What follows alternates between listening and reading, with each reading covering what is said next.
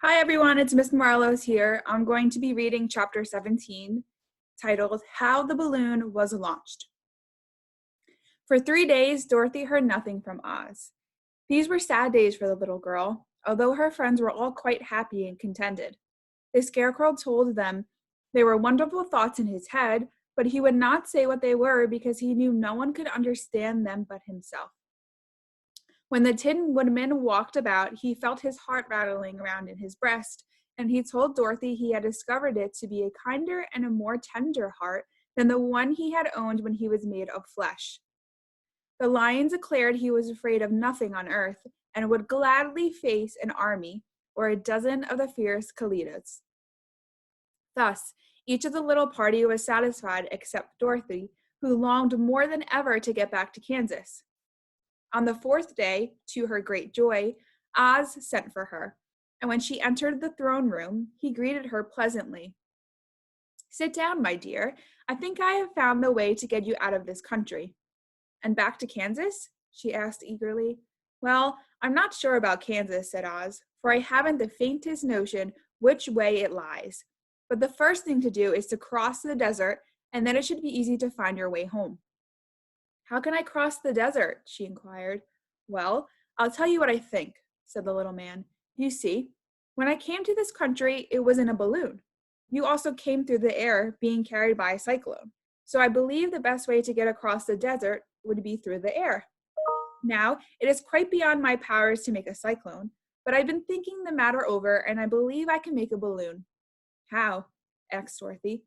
"A balloon," said Oz, "is made of silk, which is coated with glue to keep the gas in it. I have plenty of silk in the palace, so it will be no trouble to make the balloon.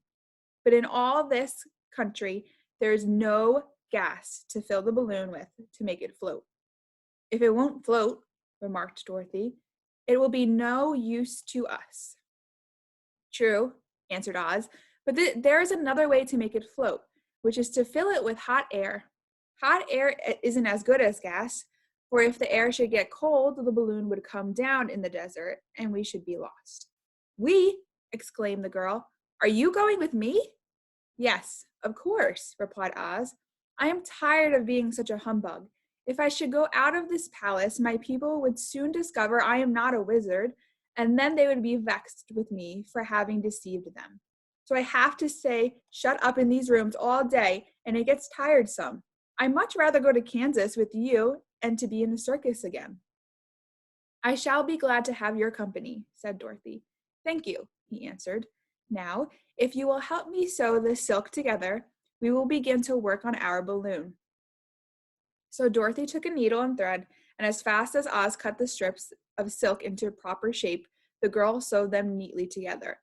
First, there was a strip of light green silk, then a strip of dark green silk, and then a strip of emerald green, for Oz had a fancy to make the balloon in different shades of color about them.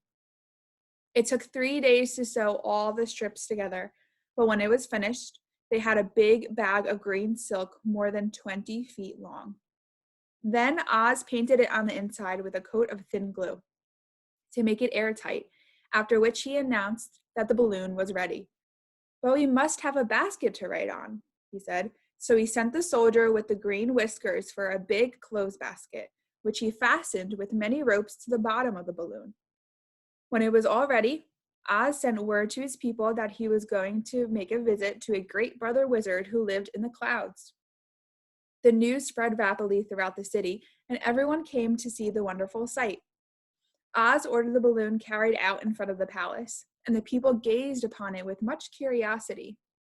The Tin Woodman had chopped a big pile of wood, and now he made a fire of it, and Oz held the bottom of the balloon over the fire so that the hot air that arose from it would be caught in the silken bag. Gradually, the balloon swelled out and rose into the air, until finally the basket just touched the ground.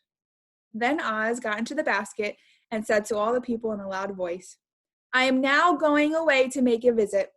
While I am gone, the Scarecrow will rule over you. I command you to obey him as you would me."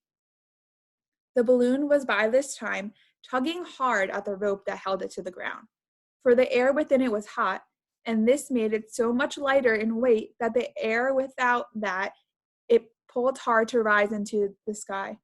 "Come, Dorothy," cried the wizard. "Hurry up, or the balloon will fly away." "I can't find Toto anywhere," replied Dorothy, who did not wish to leave her little dog behind. Toto had run into the crowd to bark at a kitten, and Dorothy had at last found him. She picked him up and ran towards the balloon. She was within a few steps of it, and Oz was holding out his hands to help her into the basket when, crack, went the ropes, and the balloon rose into the air without her. "Come back," she screamed. "I want to go too." "I can't come back, my dear," called Oz from the basket. "Goodbye." "Goodbye," shouted everyone, and all eyes were turned upward to where the wizard was riding in the basket, rising every moment, farther and farther into the sky.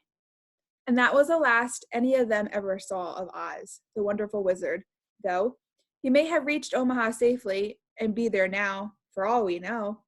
But the people remembered him lovingly and said to one another, "Oz was always our friend. When he was here, he built for us this beautiful Emerald City. And now he is gone. He has left the wise scarecrow to rule over us." Still, for many days, they grieved over the loss of the wonderful wizard and would not be comforted.